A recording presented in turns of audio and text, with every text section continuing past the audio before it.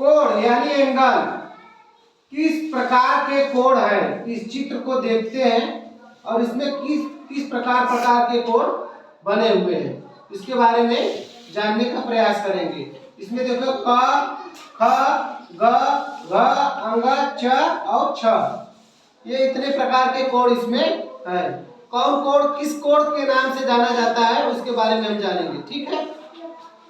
पहला कोण है, देखिए ये ख, क और ग, ये किस प्रकार का कोण है, यानी ख, क और ग, यहाँ से लेकर यहाँ तक, ये किस कोण के नाम से जाना जाता है। ये कौन सा कोण है, निम्न कोण, क्योंकि ये 90 अंश से कम है और 0 अंश से अधिक है। 0 अंश से अधिक और 90 अंश से कम कोण को क्या कहते हैं, न्यून कोण, न्यून कोण कहते हैं। न्यून कोण का जो होता है 90 अंश से कम होता है, जैसे 85 अंश का होगा, 45 अंश का होगा, 35 अंश का होगा।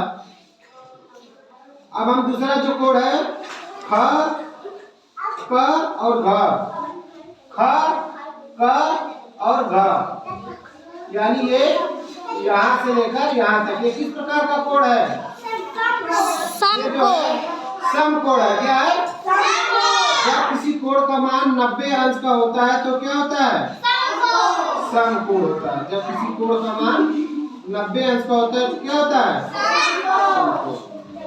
अब अगला कोण है ख, प, अंग, ख, क, अंग, ये किस प्रकार का कोण है, अधिक कोण,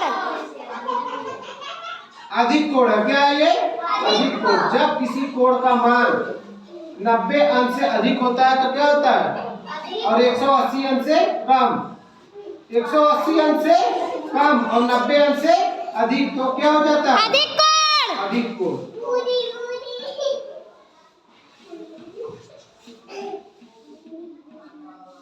अब हम अगला कोण है ख, क और च, ख, क और च, इस कोण के बारे में अध्ययन करेंगे। ख, क और च, ये किस प्रकार का कोण है, त्रिकोण, त्रिकोण। जब किसी कोण का मान 180 अंश होता है, कितना, 180 अंश होता है तो वो क्या कहलाता है, त्रिकोण, त्रिकोण,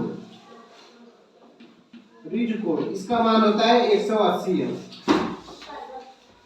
अब अगला कोण है ख, क और छ, यानी ख, क और छ, ये किस प्रकार का कोण है, बृहद कोण। हाँ, 180 अंश से अधिक है ना, लेकिन 360 अंश से कम।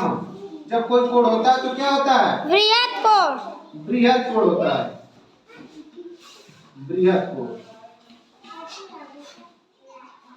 अब अगला है संपूर्ण कोण, ऐसा कोण जिसका मान 360 अंश होता है। क्या होता है, 360 अंश होता है, वो संपूर्ण कोण होता है। जैसे यहाँ से ये यहाँ तक, अब यहाँ से लेकर यहाँ तक का ये जो कोण होगा ये क्या होगा, संपूर्ण कोण, यानी 360 अंश। समझ में आया।